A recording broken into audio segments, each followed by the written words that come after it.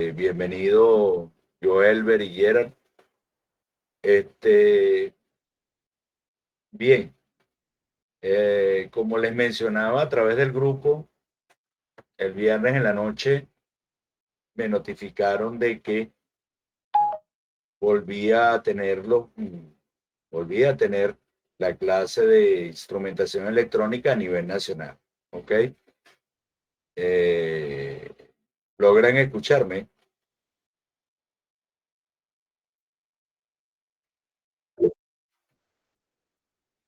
Ok. Bien, entonces, con ustedes también están los compañeros de instrumentación electrónica a nivel internacional. Y bueno, la idea de la clase del día de hoy es nivelarlo con las clases que ellos habían tenido el día lunes pasado. ¿Ok? Vamos a dar inicio. Eh,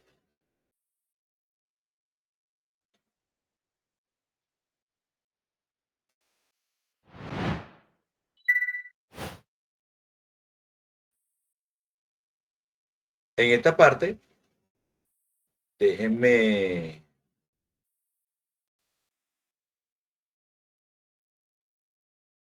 vamos a conversar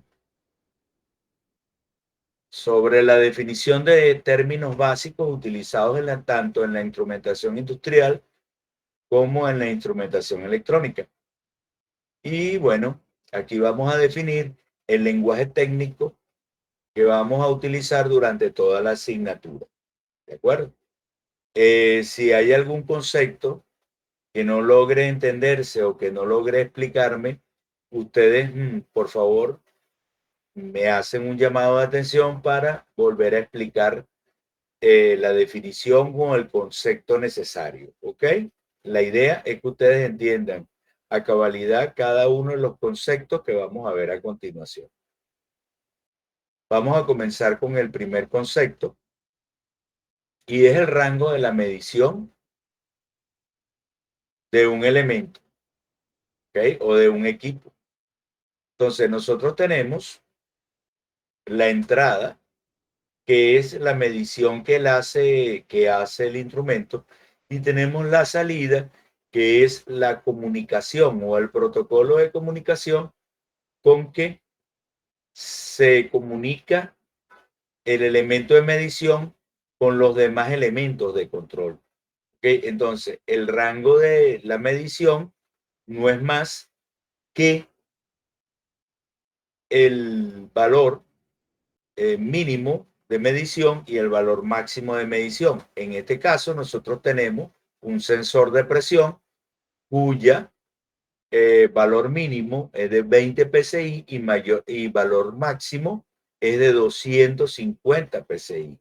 Entonces, este instrumento se comunica con los demás instrumentos a través de una salida o señal normalizada de 4 a 20 miliamperes. ¿Ok? Entonces, él hace la conversión de esta medición y la lleva a su salida, que es de 4 a 20 miliamperes. Entonces, como rango de medición, entonces tenemos que es el menor valor. En este caso, lo mínimo que puede medir este instrumento es de 20 psi y el máximo valor que puede medir el instrumento, en este caso 250 psi. O sea que su rango va de 20 a 250. ¿Ok? Tenemos el alcance o el span, que no es más que la recta, ¿ok? La recta de el rango superior menos el rango inferior. A eso se le llama alcance, ¿ok?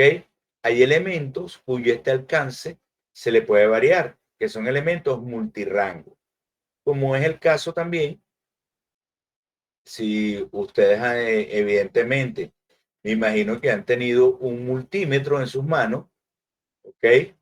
El multímetro es un elemento multirango. Por ejemplo, si estamos midiendo en la escala de corriente, él puede medir de 0 a 10 amperios. Si estoy midiendo menos de un amperio, entonces puedo pasar a un rango o alcance inferior, que sería de 0 a 200 miliamperios. Y Si está menor, por ejemplo, al rango inferior o muy cercano al rango inferior, puedo bajar la escala a 20 miliamperios y también puedo bajarla a 2 miliamperios. Entonces, este instrumento se dice que es multirango. O sea, su alcance varía dependiendo lo que más adelante vamos a ver como la exactitud del instrumento para dar un verdadero valor o resultado de la medición. ¿Ok? Denme chance acá para darle entrada acá a Marco. Ok. Entonces, el alcance o span, fíjese, este instrumento tiene un rango inferior de 0, ¿ok? Y 100, lo que quiere decir que tiene un rango de medición de 0 a 100. Si resto 100 menos 0, me quedaría 100 milibar. Este es el alcance o span de ese instrumento. ¿De acuerdo? Pasemos al siguiente. Rango con 0 elevado. Bien. Cuando tenemos en un instrumento un rango con 0 elevado, lo que quiere decir, fíjense acá en la figura, que el 0 está por encima del rango inferior. ¿Qué significa esto? Este es un instrumento que puede medir hasta menos 30 grados centígrados. Su rango de medición estaría pautado entre menos 30 y 50 grados centígrados, cuyo span sería de 50 menos 30, quedaría un alcance de span de 80 grados centígrados. ¿Ok? El factor de elevación, que es como se identifica un elemento con rango elevado. Déjenme darle la entrada acá a otros 3 compañeros de ustedes.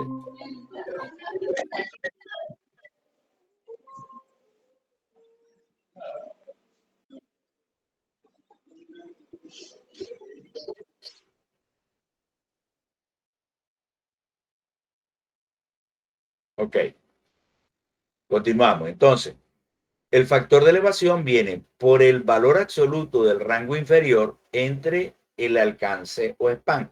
En este instrumento, el valor absoluto del rango inferior, sabemos que el rango inferior es de menos 30. El valor absoluto quiere decir que va a ser positivo. En este caso sería 30 entre el alcance, que es 50, menos 30, que sería 50 más 30, que sería 80. Eso me daría un factor de elevación de 0.375 grados centígrados. ¿Ok?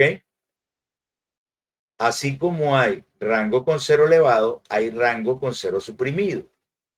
¿Qué significa eso? Que nuestro elemento no va a contener el 0, o sea que su valor inferior de medición o rango inferior de medición, ¿ok? Está por encima del 0. En este caso, de igual manera, haría el valor absoluto del rango inferior, ¿ok? Dividido el alcance del instrumento. Entonces, eso nos daría un factor de elevación. Por ejemplo, este transmisor de presión de cabezal de bomba tiene un rango inferior de 20 y un rango superior de 200. ¿Ok? Entonces, yo colocaría mi valor absoluto de rango inferior, en este caso 20, y lo dividiría entre el alcance, que sería 200 menos 20. En este caso, su alcance es de 180, con un factor, ¿ok?, de supresión de 0.1 PSI. Si observamos esta tabla que está aquí, nos daría los rangos típicos de los elementos de medición. Entonces, fíjense, tengo un rango que va rango inferior a 0, rango superior 100. El rango va de 0 a 100. El rango inferior es 0, el rango superior es 100 y su span es de 100, porque sería 100 menos 0, 100. ¿Ok? No tenemos factor de elevación. ¿Ok? Porque comienza desde 0. Ni factor de supresión. Ahora, fíjense este que tiene un rango con 0 elevado. ¿Ok? Entonces, en este caso,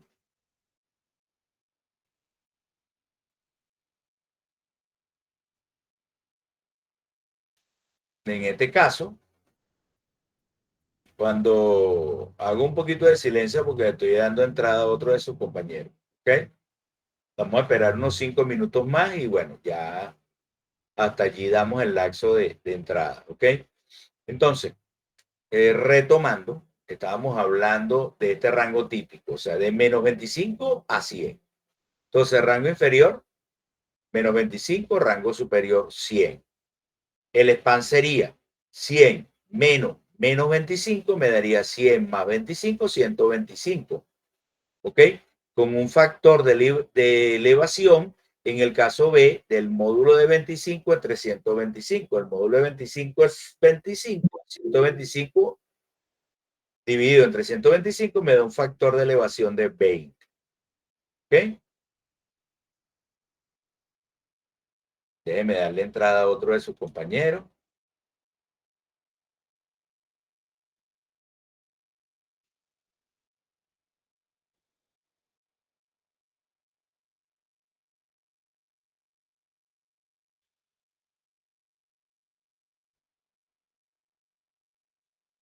¿Ok?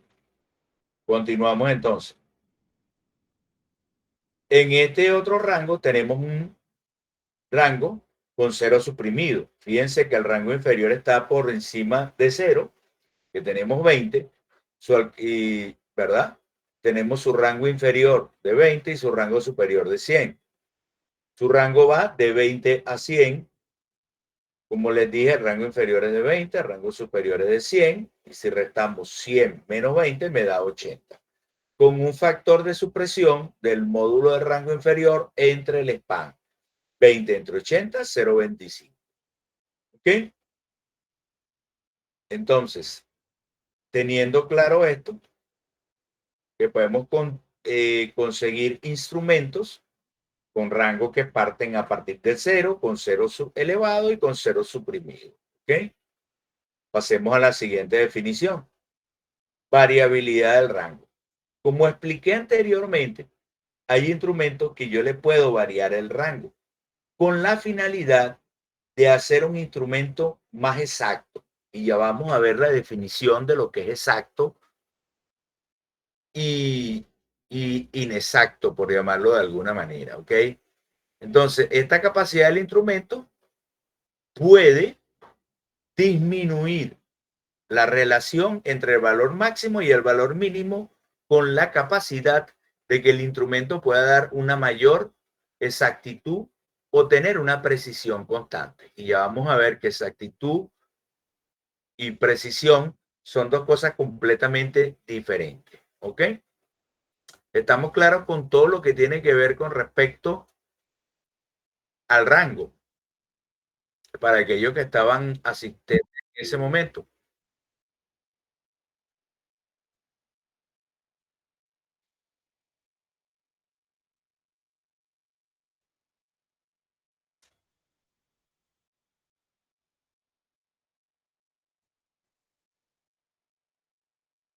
Ok, entonces vamos a continuar.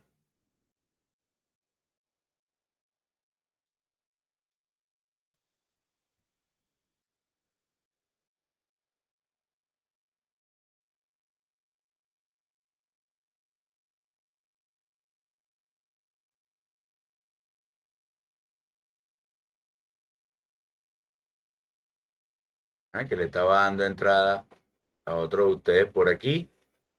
Vamos a continuar entonces. Exactitud. Vamos a leer el concepto y vamos a interpretarlo. Es la proximidad en concordancia entre el resultado de una medición y el valor verdadero de la variable medida. Ahora, ¿cómo es eso que el valor verdadero? ¿De acuerdo? ¿A qué se refieren cuando me están diciendo, mira, el valor verdadero? Bueno, dentro de los procesos industriales hay laboratorios que certifican nuestros elementos de medición. Esos laboratorios tienen un elemento que llaman elemento patrón.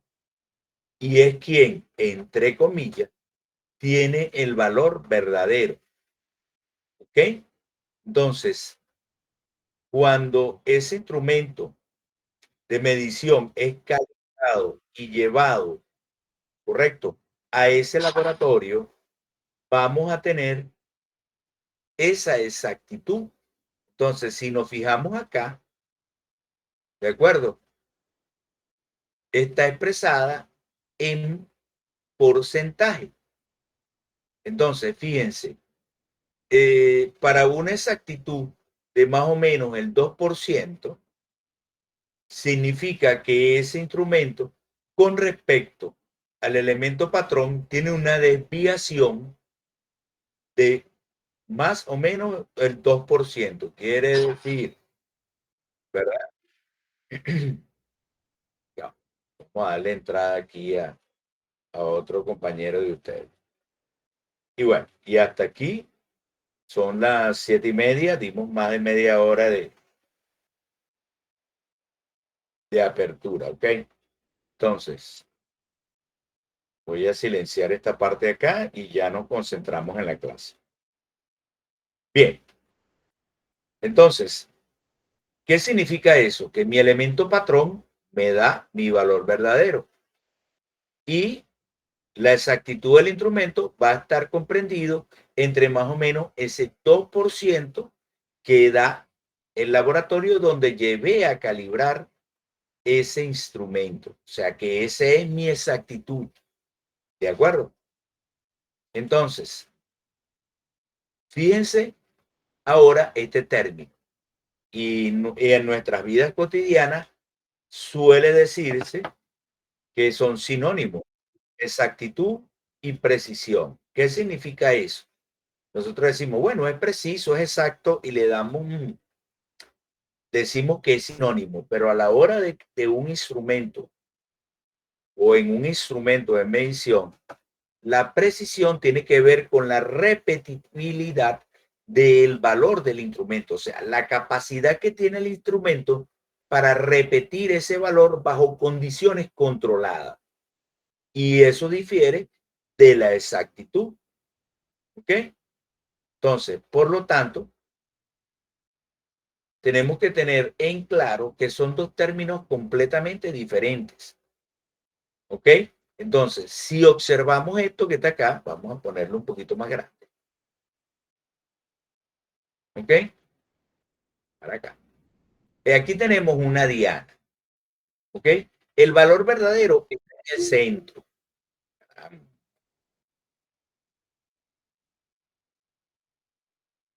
El valor verdadero está en el centro. ¿Ok? Y a medida que él se va alejando, va perdiendo exactitud. Y ahora, si tiene repetibilidad bajo condiciones controladas, el instrumento es preciso. ¿Qué significa eso? Fíjense que este instrumento, fíjense cómo se dispersan los valores de los datos tomados bajo las mismas condiciones sobre el mismo valor. Este instrumento es impreciso e inexacto. Fíjense ahora acá. Este instrumento está alrededor de los valores. Fíjense que tiene unos valores cerca de el valor verdadero. Por lo tanto, este instrumento es exacto, pero impreciso porque los valores están dispersos. Vean este caso. Todos los valores están cercanos uno del otro, bajo las mismas condiciones. O sea que este instrumento es preciso, pero no es exacto porque no está cerca del valor verdadero. Este instrumento tiene ambas condiciones. Es preciso porque todos están cerca del valor verdadero. Es preciso porque tiene repetibilidad. Todos los valores están cercanos uno del otro. Y es exacto porque todos los valores están cercanos al valor verdadero. ¿Ok? Entonces, entendemos lo que es el concepto de precisión y exactitud. ¿Cuál es la diferencia entre uno y el otro?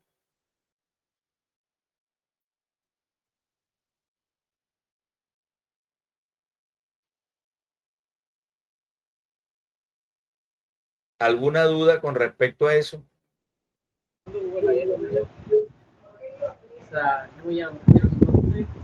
Buenas noches, profesor. ¿Se escucha? Sí, sí. Bueno, ya acabo de entrar, pero o sea, básicamente el concepto es que es precisión. Blanco. Yo puedo lanzar todos los tiros al mismo lugar, tengo precisión, pero no entro al blanco, pues, no es exacto. Básicamente algo así. Así mismo es, apreciado estudiante. O sea, si todos los valores están cerca del valor verdadero, ¿ok? Entonces el instrumento es exacto. En caso de que todos los valores concuerden sobre un mismo valor, es preciso. Por eso que aquí es preciso y exacto. Aquí es preciso pero no exacto. Aquí es exacto pero no preciso. Y aquí es inexacto e impreciso el instrumento. ¿Estamos de acuerdo? Entonces, entendido este concepto, pasamos al siguiente. La resolución del instrumento. Bueno, fíjense, esto es algo muy importante. ¿Por qué? Porque muchas veces nosotros agarramos un instrumento y decimos, bueno,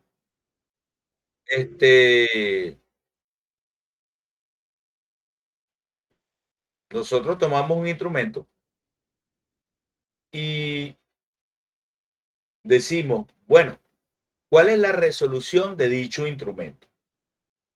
Fíjense, la resolución es el cambio mínimo detectable de la variable medida. ¿Ok? Y eso también influye con la exactitud. Entonces, fíjense, ¿cuál es el span de este instrumento? Rango inferior, 0. Rango superior, 100. O sea que el span sería 100 menos 0, 100. ¿Y cuál es el número de divisiones? Bueno, tiene 1, 2, 3, 4, 5. Entonces, cada espacio, que son 10, vienen siendo 5. O sea que por aquí tiene 5, tiene 10, tiene 15, tiene 20, 25, 30, 35, 40, 45, 50. Entonces, 100 entre 50 me da una resolución de 2 milibar. O sea que cada rayita que tengo aquí vale 2 milibar. Esa es la resolución del instrumento. Ahora, ¿qué tiene que ver eso con lo que nosotros estamos estudiando? O sea, ¿qué es lo que tiene que ver?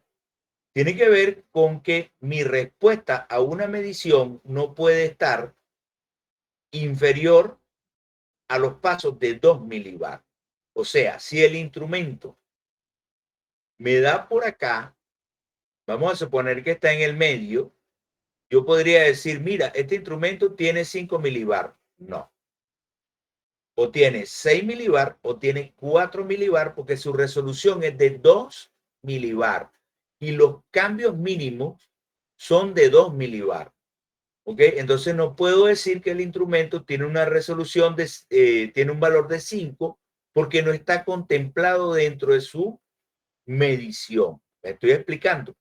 Entonces, la resolución del instrumento me va a decir en cuántos pasos el instrumento va a medir y en este caso, este instrumento mide de 2 milibar en 2 milibar. ¿Ok? O sea que para este punto tengo 10 milibar y cada una de sus divisiones vale 2 milibar. Esa es su resolución. ¿De acuerdo? Ahora bien, vamos a ver unos términos asociados con su resolución que tienen importancia a la hora de leer los parámetros de un sensor. ¿Ok? Tiene relevancia. Esa relevancia es la sensitividad o sensibilidad. ¿Ok?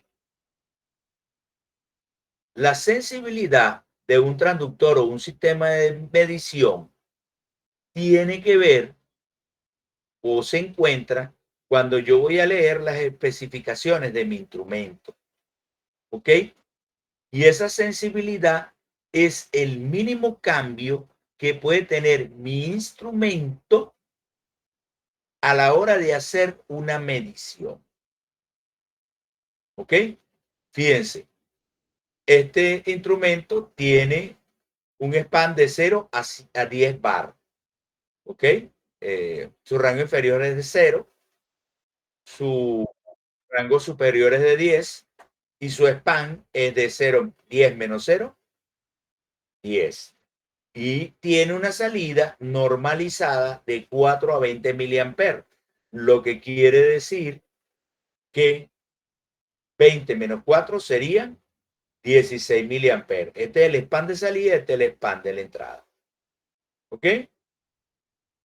Entonces, ¿cómo calculo yo la sensibilidad del instrumento? ¿Ok? Fíjense aquí, el valor de salida o la variación de la salida dividido el span de la salida entre la variación de la entrada dividido el span de la entrada. Este instrumento en especificación me dice que tiene más o menos 0,5 miliamperios por bar. O sea que por cada 0,5 miliamperios voy a obtener un bar. O sea que lo mínimo que puede medir este instrumento con su sensibilidad es de un bar. ¿Estamos de acuerdo? Y nos va a arrojar 0,5 miliamperios. O sea, esa es la sensibilidad de un instrumento. Para cambios menores a 0,5 milibar, miliamperios, no voy a obtener un cambio de la medición del instrumento. ¿Me explico? Eso lo vamos a ver mejor con el siguiente concepto, zona muerta. ¿Ok? La zona muerta es el espacio en donde el instrumento no lee, o sea, no tiene la sensibilidad para poder leer un valor o un cambio de la variable medida. Y eso también está en la especificación del instrumento. ¿Ok? Entonces, estos términos, por eso les decía, que están relacionados uno con el otro. Y puedo conseguirme en las especificaciones del instrumento, bien sea o la zona muerta o la sensibilidad del instrumento. ¿De acuerdo? Entonces, teniendo eso en consideración, si estoy buscando la especificación de un instrumento, puedo conseguirme con ambos términos. ¿Ok? Esos términos que estamos explicando, como es el caso de sensibilidad y zona muerta, nos dicen a nosotros, como les acabo de mencionar, cuál es el espacio donde el instrumento o no puede medir un cambio en la variable del proceso.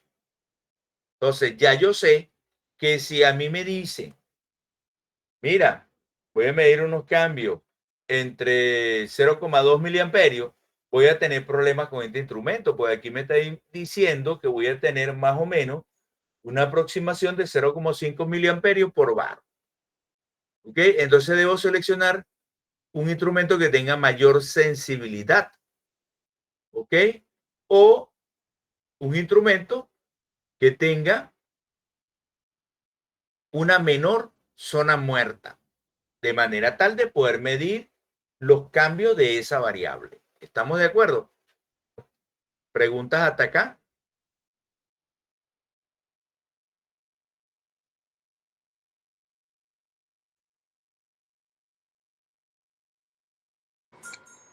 No, profesor. Ok, tengo por casualidad hoy algún estudiante de internacional o todos son de nacional. Bueno, me imagino que la gran mayoría son de nacional porque los internacionales ya vieron esta clase. Andrés, tú eres internacional, ¿no entraste a la clase anterior? Sí, yo entré en la clase anterior. Ah, ok, chévere, pues. No hay problema. Ok. Quiero darles una información a los de internacional,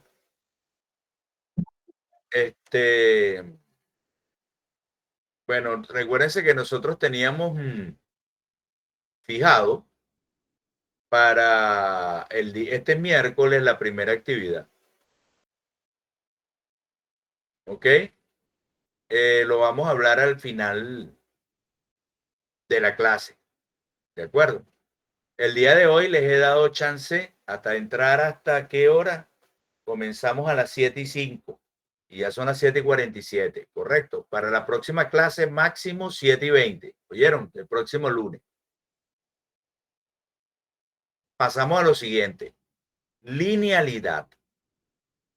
Ok, este concepto está más que claro, ¿verdad? Sabemos que el concepto de linealidad tiene que ver con una línea recta y lo establecido en una curva de calibración.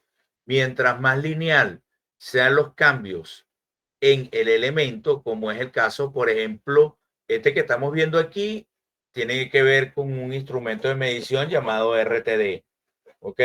Que a través de su variación de resistencia, él puede medir la temperatura.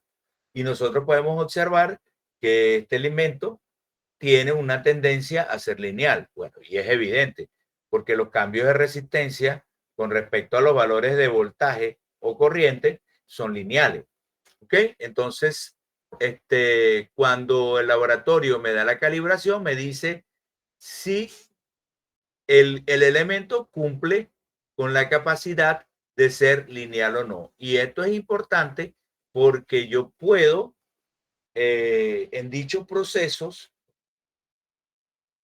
predecir los valores, lo que más adelante ustedes van a comprender como la manera de darle parámetros al controlador para poder predecir valores con tendencia a una línea recta, ¿ok? Pero eso lo van a ver en otra asignatura como es llamada el control de proceso, ¿ok? Eso es lo que tiene que ver con este concepto de linealidad. Este concepto tiene que ver con la histéresis y hay instrumentos que por características del elemento, y cuando hablo de esto es porque el elemento, su mecanismo de trabajo, como por ejemplo,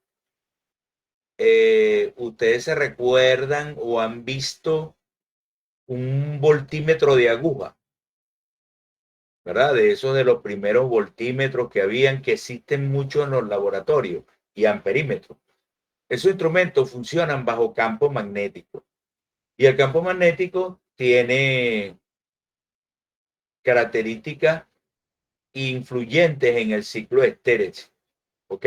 Entonces, a veces nosotros hacemos mediciones que ascendentes tienen este tipo de comportamiento y cuando desciendo la escala voy a obtener este otro tipo de comportamiento. Al ancho de esto se le llama histéresis. Evidentemente, eso va a afectar en la medición y sobre todo en la exactitud del instrumento.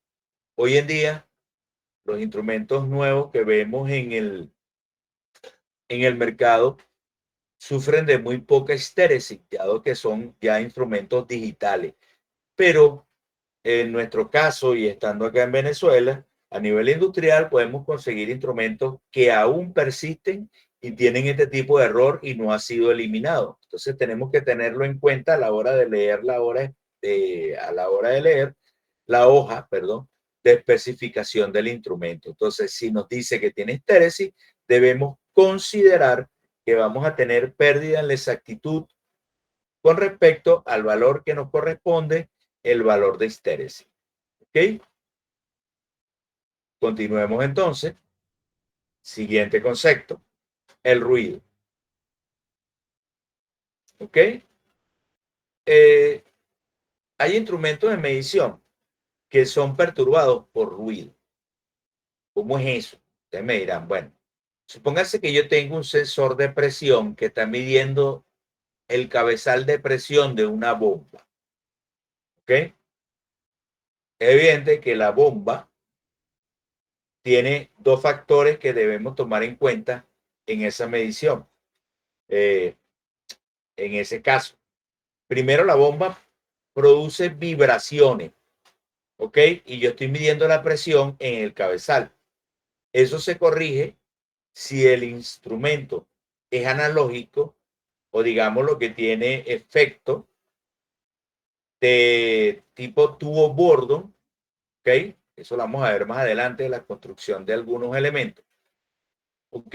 Ese elemento, a la aguja se le coloca glicerina, de manera tal que poder eliminar el ruido y poder ver con cierta exactitud el valor que me está arrojando la medición. Por otro lado, ese instrumento introduce ruido en el valor de la medición. ¿Ok? Y muchas veces tenemos que recurrir a filtros para poder ver la forma de onda del instrumento. Fíjense que este instrumento debería arrojar esta forma de onda cuadrada, más sin embargo, tiene estas perturbaciones en la parte de arriba y abajo, que es la introducción de ruido que tenemos en el valor de la medición. Y para nosotros este ruido no es deseable. Y va a depender desde qué punto o hasta qué punto ese ruido se introduce dentro de la exactitud, porque entonces vamos a tener valores fuera de la medición no deseados. ¿Ok? Hay que tener en cuenta el ruido dentro de los equipos de medición. ¿Ok? Bien, asociado a la exactitud está el error. ¿De acuerdo? Entonces, fíjense, si este es el valor verdadero y este es el punto de medición, aquí me daría un instrumento, una exactitud. Entonces, si este error pasa la exactitud, estaríamos en problema con la medición con respecto al valor verdadero. Por lo general, estos dos parámetros coinciden, pero hay muchas formas de calcular la exactitud, porque recuérdense, perdón, de calcular el error en la medición. ¿Cómo es eso? Bueno, porque hay diferentes maneras de calcular las desviaciones que existen con respecto al valor verdadero. ¿Ok? Está el error promedio, el error basado en la desviación estándar. ¿Ok? Y ya esos son métodos de análisis, digamos, estadístico, en donde me podrían dar un error de medición dependiendo el cálculo estadístico que yo emplee o el error de medición calculado bajo el valor de medición más lejano. Entonces, eso va a depender del tipo de error, perdón, de la exactitud y el error que requiera el proceso. Recuérdense que nosotros vamos a elegir, tal cual y como hablamos en la clase introductoria, un elemento, un error, un elemento de medición, dependiendo, ¿verdad? El máximo error permitible dentro del proceso. En función de eso, va la selección de la exactitud, va la selección de...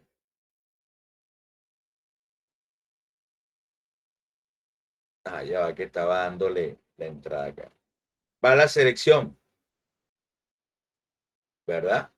Del error y no solamente en el equipo de la medición, porque ahorita estamos viendo el equipo de la medición, pero más adelante vamos a tener transductores y convertidores y eso va sumando errores, ¿ok? Más allá de eso, el controlador y posteriormente el elemento final de control, que es el que hace la acción sobre la transformación del proceso. Entonces, en ese cauce puedo tener a 4 o 5 elementos que van sumando errores y esos errores que van sumando deben ser menor al error máximo permitido en la variable del proceso. ¿Y quién me va a decir eso? El que diseñó el proceso. Y yo debo ajustar todos mis equipos para que no exceda de ese error. Entonces es importante tener en cuenta el error de la medición. Otro dato importante acá. Si yo muchas veces el instrumento elegido no es el que tenga el mejor, no es el que tenga mayor precisión, ¿ok? Sino un elemento que se adecue tanto al error como a la precisión que yo necesito para medir cierto proceso. Por ejemplo, me dicen a mí, bueno, miren, vamos a medir la temperatura de este tanque. El error máximo permitido es de 1 grado. ¿Ok? ¿Qué significa eso? Que si yo elijo un sensor de temperatura de 0,001 grado, ¿estaría eligiendo el mejor? No. ¿Qué es lo que estoy haciendo? Es posible que ese instrumento introduzca, y por eso me cambié para acá, ruido dentro de la medición. Porque no tengo una exactitud del instrumento acorde con la medición. Ahora, un instrumento acorde podría ser con una exactitud no igual al error del proceso, por lo que ya he explicado. O sea, que no puedo tener un instrumento con una exactitud del 1%. ¿Ok? Tengo que tener un instrumento, por lo mínimo, con una exactitud del 0,5 grados. ¿Ok? Para que él pueda interpretar los valores, esté dentro de la resolución del instrumento, la medición, y adicionalmente no tenga tanto ruido a la hora de hacer la medición. O sea que todas esas cosas debo considerarlas para elegir un instrumento. ¿Estamos de acuerdo?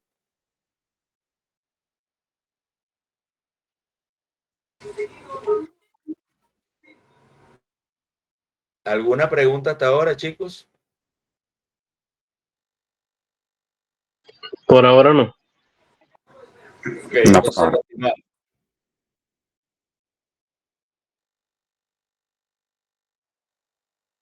Fíjense, otro de los errores comunes, y les decía, es lo que llamamos el error de incertidumbre y tolerancia. Y cuando hablamos de eso, bueno, es muy común en los elementos circuitales tener ese valor de tolerancia, sobre todo en las resistencias. ¿Ok? ¿Por qué? Bueno, cuando yo tengo una resistencia y todo, ¿verdad? Porque todos están en ingeniería electrónica, ¿correcto? Sabemos que la tolerancia es como el fabricante se protege de los valores con que fabrica la resistencia. Si él me dice un valor de 10%, él me está diciendo que esa tolerancia, si la tolerancia es de 10% y la resistencia es de 100 ohmios, su valor con que él me está entregando la resistencia va a estar comprendido entre 90 y 110 ohmios. ¿Ok? Entonces voy a tener resistencia que dice que su código de colores dice 100 ohmios, pero puede ser que tenga 92, 95, 97, 102, 105, 107. ¿Ok? Entonces, ese error de incertidumbre va asociado a ese error con que el fabricante nos especifica el valor que puede tomar el instrumento bajo las condiciones de la lectura de ciertas variables. A eso le llamamos el valor de incertidumbre. ¿Ok? Y finalmente, con respecto a estos términos básicos, cuando tenemos instrumentos analógicos como el que estamos viendo aquí, por desgaste del instrumento, por problemas de, digámoslo, de variabilidad y de condiciones mecánicas del instrumento, puede haber un corrimiento del cero. Corrimiento del cero es que la aguja se encuentre por encima del cero o por debajo del cero. Ojo, que no estamos hablando de cero suprimido o cero elevado. Estamos hablando de que cuando el instrumento no está tomando ninguna medición, el cero está corrido. O sea que a lo mejor Si su apreciación es de 0,2, de 2, por ejemplo, esté en 0,2. Eso significa que ese instrumento tiene un corrimiento del 0. Y en los instrumentos analógicos se consigue esta perillita que tenemos aquí, ¿ok? Que lo que permite es ajustar el valor del 0 o ese corrimiento para poder tener una medición exacta del instrumento, ¿ok? Entonces, ¿alguna pregunta? ¿Alguien activó por ahí el micrófono? Bien, chicos. Entonces, estos son los, digámoslo de esa manera, los términos básicos que debemos dominar en esta asignatura. ¿Por qué? Porque a la hora de seleccionar un instrumento, a la hora de comprar un instrumento, nosotros tenemos que tener esa certeza de que ese instrumento va a funcionar para ese proceso en específico. Y muchas veces en las empresas, y eso porque hemos trabajado y trabajamos en empresas, sabemos que es así, muchas veces nos dicen, bueno, este es el que hay, adecúe ese sensor. Entonces nosotros tenemos que saber responder, mira, este no es el adecuado, porque este error produce ruido, este instrumento puede producir ruidos en la medición, tiene una alta exactitud para el proceso, va a tomar demasiadas muestras durante la medición del proceso que acarrea o se convierten en errores. ¿De acuerdo? Entonces, bajo esas circunstancias es que nosotros podemos, digamos, dar nuestro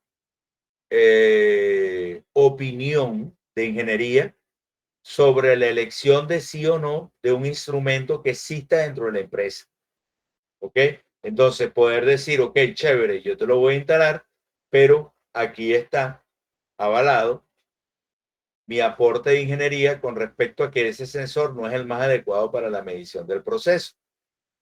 ¿Ok? Aquí tienen mi informe, por favor fírmenme para yo tener una copia de que yo le pasé mi informe con las especificaciones que debería tener el instrumento. ¿Ok? ¿Alguna pregunta, chicos? Ok, No, profesor. ok, fíjense. Ya en SAIA, voy a abrirla aquí. No, hasta ahora ninguno. Vamos ahora a hablar de las evaluaciones o hablar de la evaluación. ¿Ok?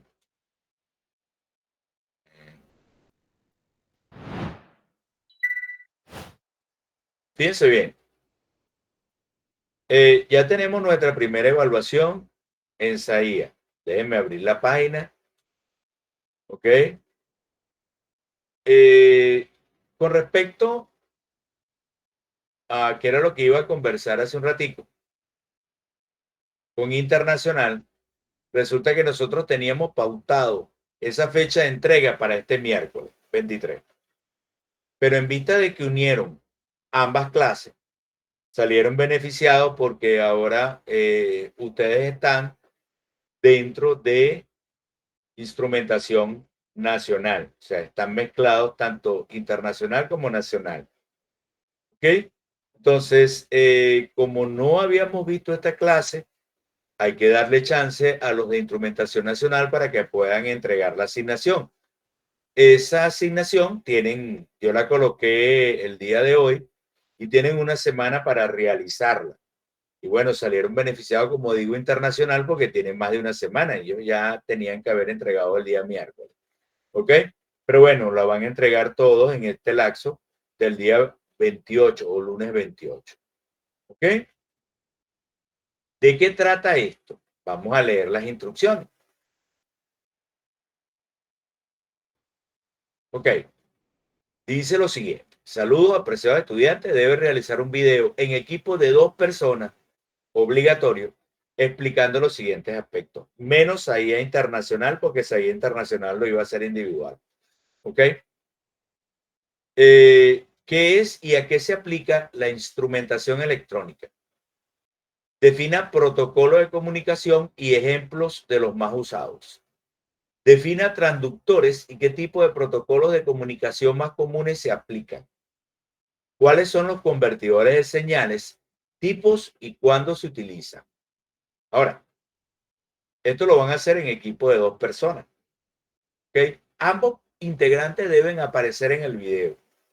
¿Correcto? No es que uno investigó y el otro lo hizo. No. ¿Por qué? Porque hay ítems donde se valoran la intervención de cada uno de los integrantes. O sea que no es que porque sea en grupo, ambos van a sacar la misma nota. No. Hay ítems, por ejemplo, como el lenguaje técnico, de eso es lo que estamos hablando en este momento, ¿ok? También como su participación y dominio del tema. Esos ítems son individuales.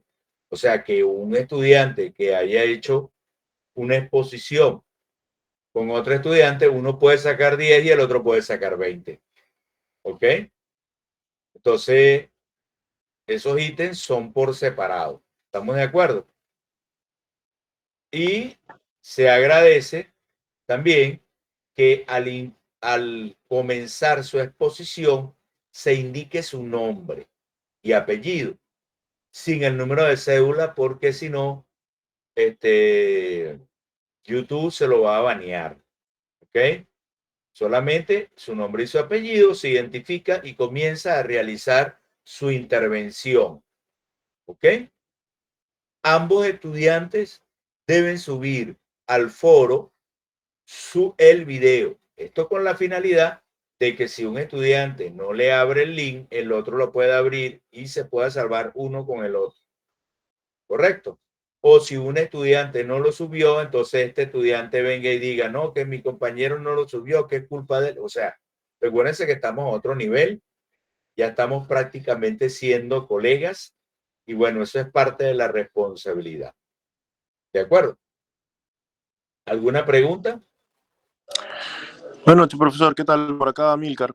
Yo tengo una consulta ahí porque bueno, tenía el video preparado, tengo en realidad el contenido preparado y tengo un par de diapositivas para la presentación como de imágenes para tener de texto, algo así, ¿no? O sea, digamos, mi estilo.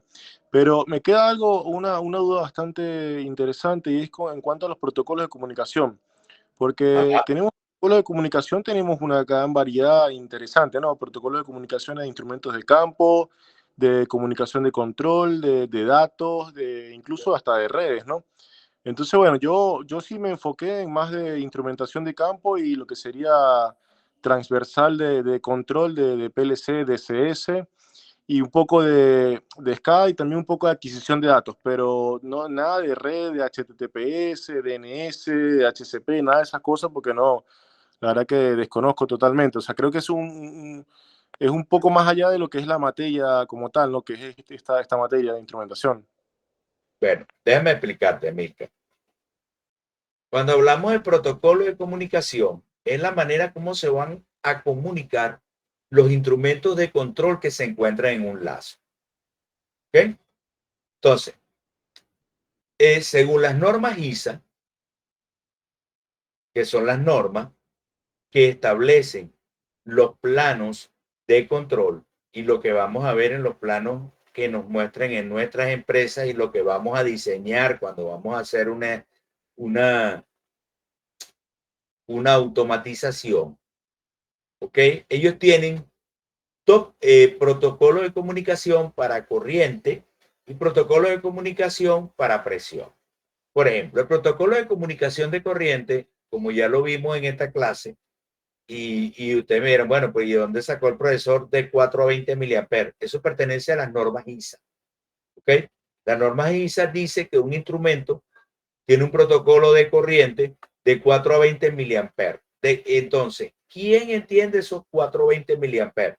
Si es un sensor, ese sensor va a comunicarse con un controlador y el controlador lee el mismo protocolo de 4 a 20 miliamperes.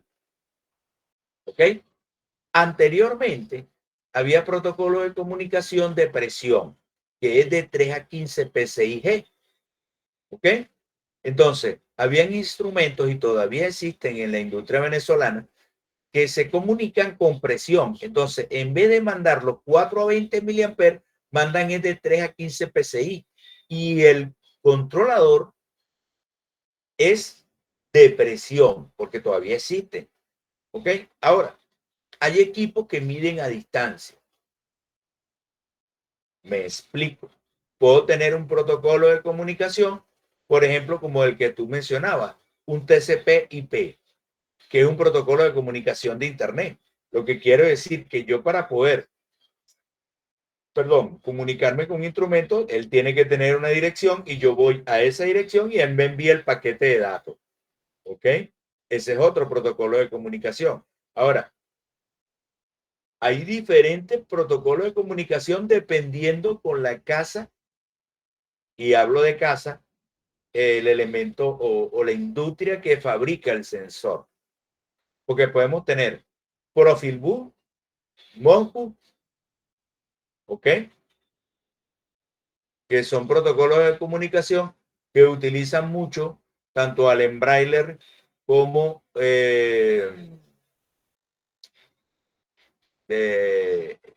digamos que Allen Braille está metido ahí, Rockwell está metido ahí, Heider utiliza también este tipo de protocolo de comunicación. A ese tipo de Nice. protocolo de comunicación entre dos instrumentos es lo que nos estamos refiriendo en el trabajo, ¿ok? O en la exposición. ¿Me explico? Entonces, ¿cuáles son los más generales? Lo de las normas ISA, protocolo de comunicación TCP/IP, OIO y Modbus, Profilbus, son los más generales. ¿Ok? ¿Qué es lo que se quiere con esto? Entender cómo funciona ese protocolo de comunicación.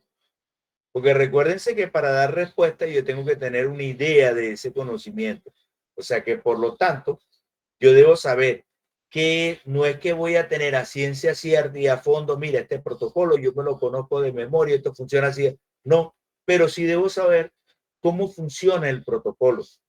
¿Ok? El concepto básico y decir, ah, bueno, usted trabaja con Profilbus.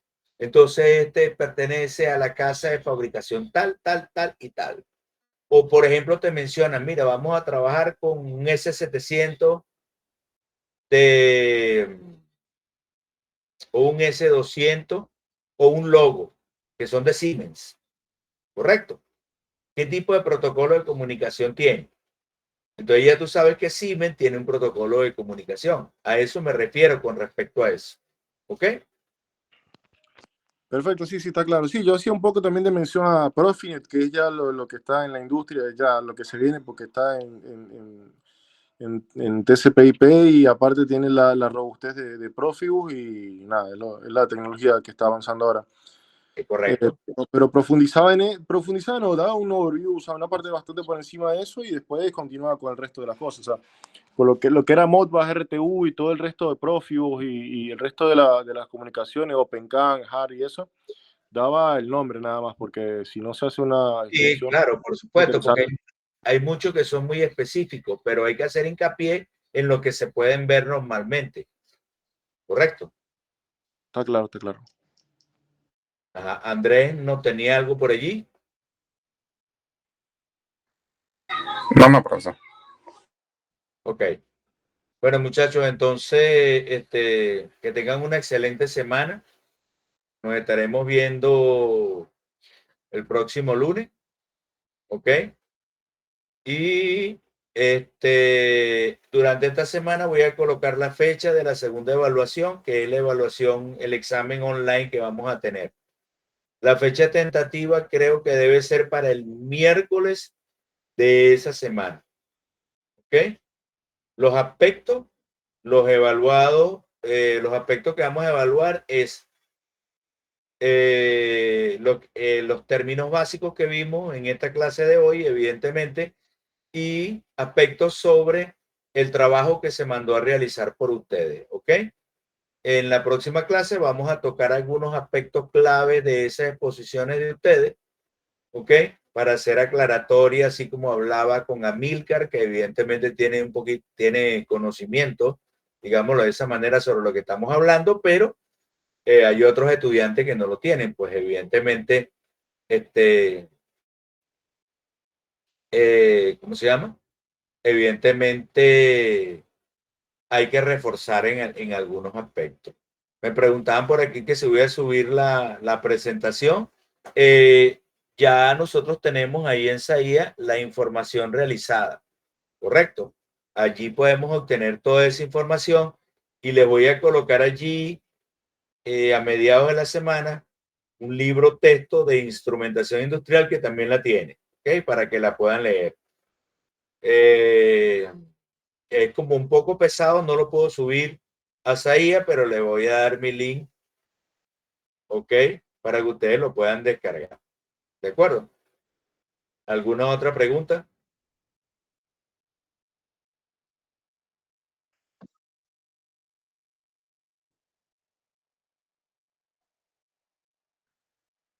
Sí, a más tardar el miércoles le subo uno, ¿ok?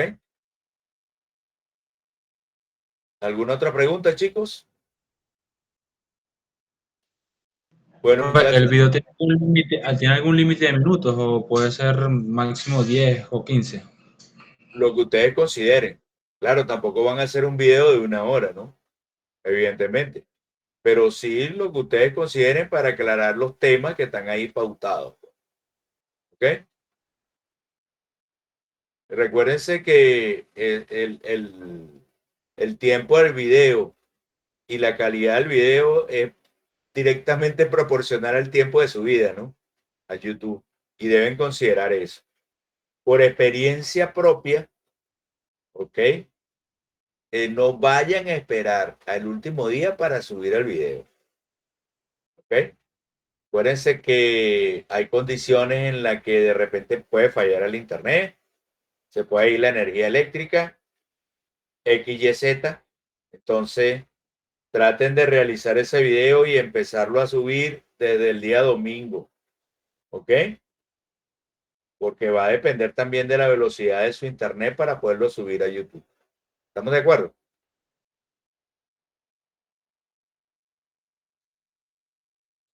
Vale, entonces muchachos, que tengan feliz noche y descansen. Éxito esta semana.